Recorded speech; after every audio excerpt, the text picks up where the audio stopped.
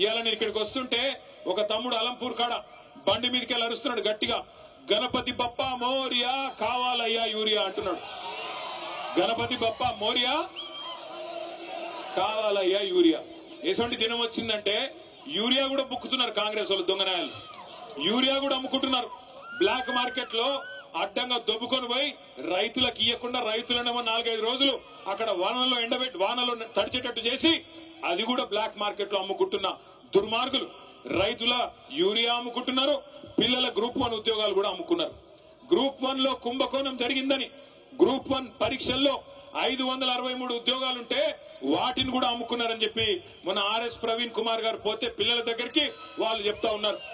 ఒక్కొక్క ఉద్యోగం deputy collector ఉద్యోగం 3 కోట్ల రూపాయలకు అమ్ముకొని మొత్తం 563 ఉద్యోగాలంటే దగ్గర 1700 కోట్ల రూపాయలు ఇలా దండుకున్నారు కాంగ్రెస్ నాయకులు. పిల్లల ఉద్యోగాలు అమ్ముకుంటారు, రైతుల యూరియా అమ్ముకుంటారు, నమ్ముకున్న ప్రజల్ని ఇలా నట్టేట ముంచి